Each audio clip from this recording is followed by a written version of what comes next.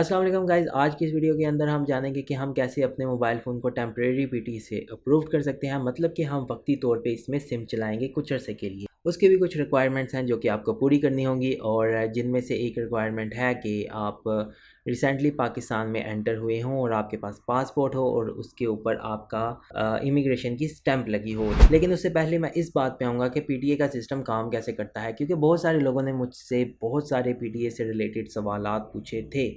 और इस बात को मैं पहले एक्सप्लेन करूँगा कि पीटीए का सिस्टम कैसे काम करता है और वो कैसे आपके मोबाइल फ़ोन्स को ब्लॉक करता है और किस तरह से आपसे टैक्स वसूल करता है। तो सबसे पहले हम आते हैं आईएमईआई के ऊपर। आईएमईआई नंबर, हर फ़ोन का एक आईएमईआई नंबर होता है और हर फ़ोन से यूनिक आईएमईआई नंबर होता है। जैसा कि यहाँ पर आप अपने फ़ोन में, आपके पास कोई भी फ़ोन है, वहाँ पे अगर आप *#06# डायल करते हैं तो आपके पास आपके फ़ोन का आईएमईआई नंबर आ जाता है। तो ये मेरे फ़ोन का आईएमईआई नंबर है जो कि मैंने ब्लर किया है ताकि कोई देख ना सके। आपके फ़ोन का भी एक आईएमईआई नंबर होगा और हर फ़ोन का आईएमईआई नंबर होता है दुनिया में जितने भी फ़ोन्स हैं।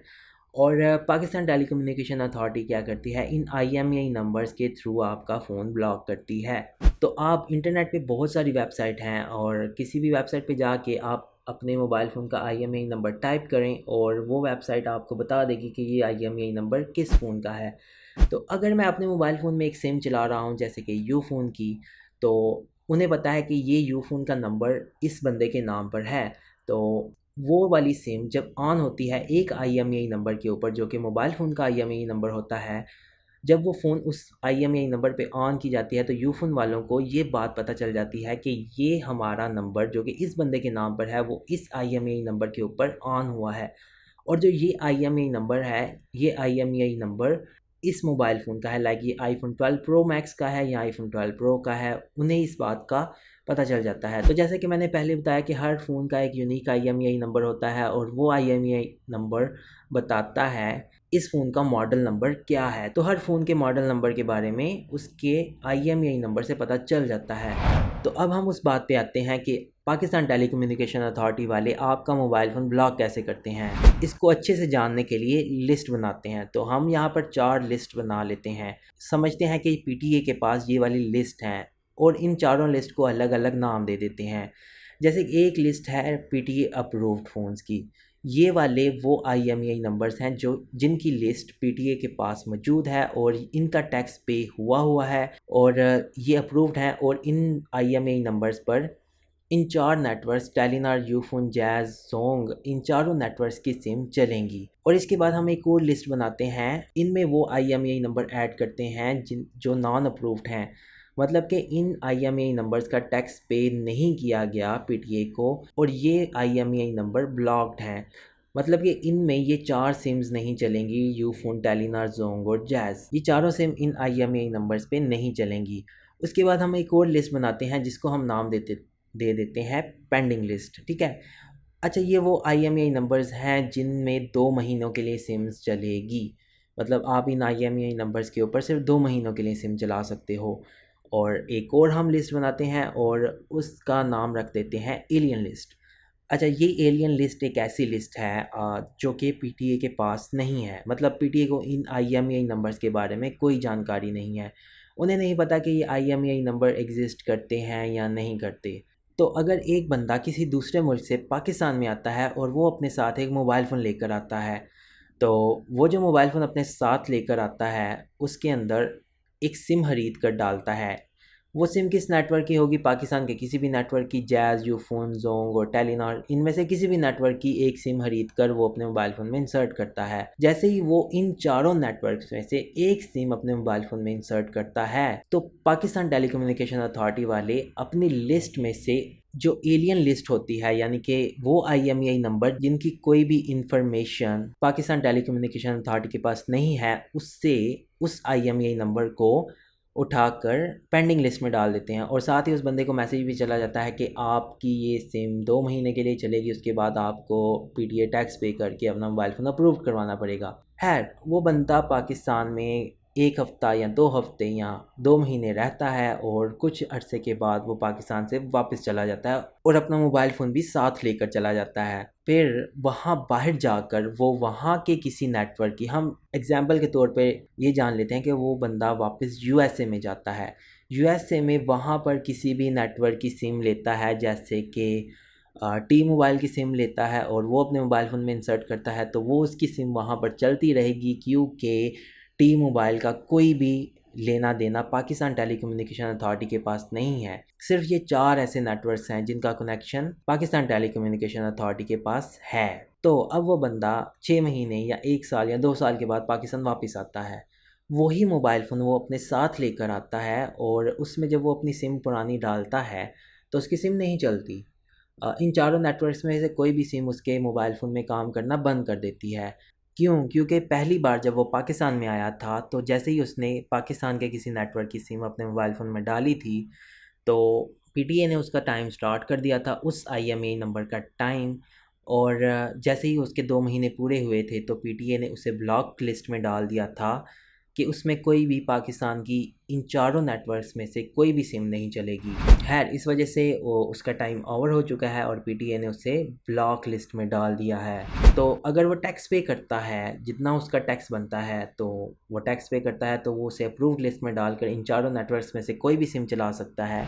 तो ये एक बहुत बड़ी प्रॉब्लम है कि लोगों ने बहुत ज़्यादा कंप्लेन की थी कि अगर हम दूसरी मर्तबा पाकिस्तान में जब मोबाइल फ़ोन लेकर आते हैं तो हमारे मोबाइल फ़ोन में सिम नहीं चलती, तो हमें इस वजह से बहुत ज़्यादा मसले बनते हैं।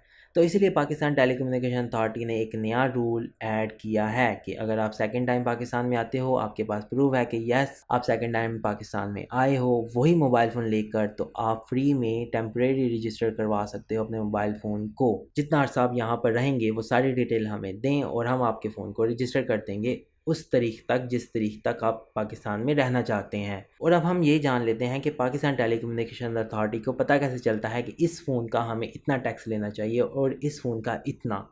जैसा कि मैंने पहले बताया कि आप बहुत सारी वेबसाइट्स हैं, किसी भी वेबसाइट पर जाकर, मैं खुद डिस्क्रिप्शन में आपको कुछ वेबसाइट का लिंक दे दूँगा, वहाँ पर जाकर आप कोई भी आईएमईआई नंबर मोबाइल फ़ोन का टाइप करते हो तो वो सारी डिटेल बता देता है कि इस मोबाइल फ़ोन का मॉडल नंबर ये है। तो जैसे ही आईएमईआई नंबर की डिटेल पाकिस्तान टेलीकम्युनिकेशन अथॉरिटी के पास जाती है, तो वो फिर उस फ़ोन की प्राइस चेक करती है। जैसे कि आप इंटरनेट पर खुद भी किसी फ़ोन की प्राइस चेक कर सकते हो, तो उस प्राइस के हिसाब से वो उस मोबाइल फ़ोन का टैक्स चार्ज करते हैं। तो इस तरह से पाकिस्तान टेलीकम्युनिकेशन अथॉरिटी का नेटवर्क काम करता है और वो आपसे टैक्स कलेक्ट कर पाते हैं, वरना वो इन चारों नेटवर्क्स में से कोई भी सिम आपके फ़ोन के ऊपर अलाउ नहीं करते इस्तेमाल करना, क्योंकि ये चारों नेटवर्क्स लिंक है पाकिस्तान टेलीकम्युनिकेशन अथॉरिटी के साथ, जो कि जैज़, यूफोन, टेलीनॉर और जोंग है। अब हम आते हैं कि हम टेम्परेरी रजिस्टर कैसे कर सकते हैं अपने किसी भी मोबाइल फ़ोन को। तो बहुत ही आसान है, आपने सिंपल ये वेबसाइट है जिसका लिंक मैं डिस्क्रिप्शन में दे दूँगा, इस वेबसाइट को विज़िट कर लेना है।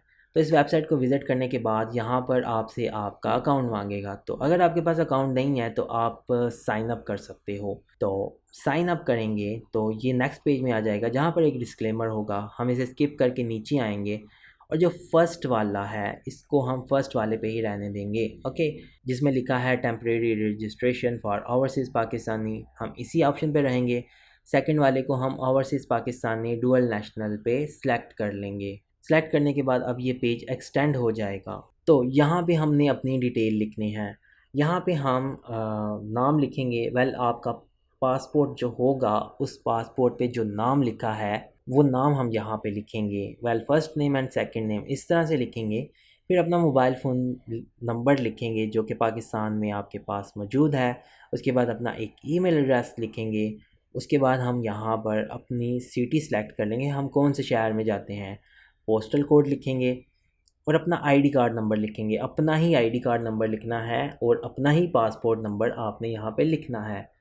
नीचे पासपोर्ट नंबर है और पासपोर्ट नंबर भी आपने अपना ही लिखना है। उसके बाद हम एक पासवर्ड क्रिएट कर लेंगे।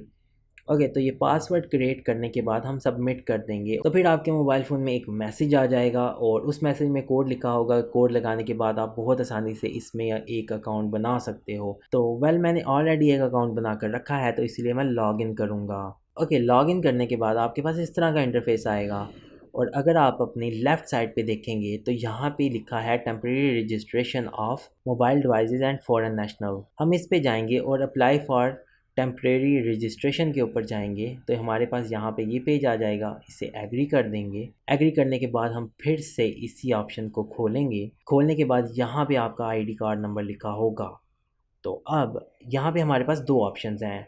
फर्स्ट वाला पाकिस्तानी है, दूसरा है डुअल नेशनल। डुअल नेशनल उन लोगों के लिए है जिनके पास दो पासपोर्ट हैं, एक पाकिस्तानी है या किसी दूसरे मुल्क का पासपोर्ट है। तो हम फिलहाल पाकिस्तानी पे रहेंगे और यहाँ पे अपने पासपोर्ट नंबर को एंटर करेंगे। आपका जो भी पासपोर्ट नंबर है आपने यहाँ पर एंटर कर देना है और उसके बाद हम एंट्री डेट लिखेंगे कि आप किस तारीख को पाकिस्तान में आए हो। तो अगर आपको याद नहीं है कि आप कौन सी डेट को आए हो तो आप अपने पासपोर्ट पे चेक कर सकते हो इमिग्रेशन स्टैम्प जो कि एयरपोर्ट पर लगाई जाती है आपके पासपोर्ट पर। तो वो जो भी डेट वहाँ पे लिखी है वो डेट एग्जैक्ट आपने यहाँ पर सिलेक्ट कर लेनी है। उसके बाद ये पूछेगा कि आप कौन सी तारीख को पाकिस्तान से वापस चले जाओगे। तो लेट्स से कि अगर आपको याद नहीं है कि आप कौन सी डेट को वापस जाओगे तो आप 2 महीने बाद की भी डेट सेलेक्ट कर सकते हो। तो एस्टिमेटेड आप टाइम सेलेक्ट कर सकते हो कि आप इतना अरसा पाकिस्तान में रहोगे। उसके बाद आपसे पूछेगा कि आप का मोबाइल फ़ोन डुअल सिम है या सिंगल सिम है।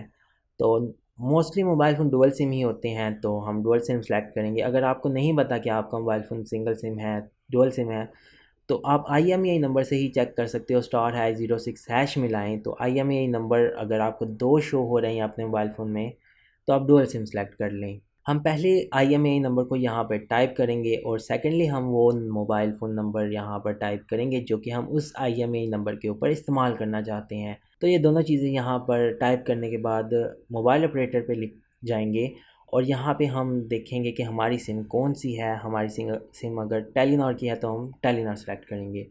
फिर हम दूसरे IMEI नंबर को यहाँ टाइप करेंगे और दूसरे मोबाइल फ़ोन नंबर को टाइप करेंगे और उसके बाद दोबारा से हम यहाँ पर देखेंगे कि हमारी दूसरी सिम कौन से नेटवर्क की है। अगर यूफ़ोन की है तो हम यूफ़ोन सेलेक्ट कर लेंगे। हाँ, अगर आप के पास दूसरी सिम नहीं है, आप सिर्फ एक ही सिम इस्तेमाल कर रहे हो तो आप अपने किसी दोस्त की या किसी रिश्तेदार का नंबर यहाँ पर दे सकते हो, ट्राई कर सकते हो। मैं श्योर नहीं हूँ काम करेगा या नहीं करेगा, यहाँ पे चेक कर लेना है। उसके बाद सबमिट कर लेना है। वेल ये सारी चीज़ें आपने डबल चेक करके सबमिट करनी है क्योंकि अगर ज़रा सी भी मिस्टेक होगी तो ये सबमिट नहीं करेगा। वेल तकरीबन एक दिन लगता है आपके मोबाइल फ़ोन को रजिस्टर करने में क्योंकि वो एक बार आपकी एप्लीकेशन चेक करते हैं और चेक करने के बाद जब उन्हें कोई डाउट नहीं होता तो आपका मोबाइल फ़ोन रजिस्टर कर लेते हैं। इसमें सैटरडे और संडे इंक्लूड नहीं किया जाता और एक दिन में आपका मोबाइल फ़ोन रजिस्टर हो जाएगा। तो आप चेक कर सकते हो कि आपका मोबाइल फ़ोन रजिस्टर हुआ है या नहीं। तो सिंपल इसी ऑप्शन के अंदर टेम्परेरी रजिस्ट्रेशन एप्लीकेशंस इसके ऊपर क्लिक करेंगे तो यहाँ पे जब अप्रूव हो जाएगा मोबाइल फ़ोन तो यहाँ पे पीरियड लिखा आ जाएगा। तो इस तरह से आप अपने मोबाइल फ़ोन को पीडी अप्रूव कर सकते हो बहुत आसानी के साथ। लेकिन आप रिसेंटली किसी दूसरे मुल्क से आए हों और अपने पासपोर्ट की डिटेल यहाँ पर एंटर करें और इस तरह से आप अपने मोबाइल फ़ोन को रजिस्टर कर सकते हो। तो गाइज़ आई होप कि आपको पता चल चुका होगा कि आप कैसे अपने मोबाइल फ़ोन को टेम्परेरी रजिस्टर कर सकते हो और ये बात भी पता चल चुकी होगी कि कैसे PTA अपना सिस्टम हैंडल करता है। तो आई होप कि आपको ये वीडियो पसंद आई होगी। वीडियो पसंद आने पे वीडियो को लाइक ज़रूर करें, चैनल को सब्सक्राइब भी ज़रूर कीजिएगा। तो इसी के साथ अब हम मिलेंगे आपसे नेक्स्ट वीडियो में। तो अपना ख्याल रखिएगा।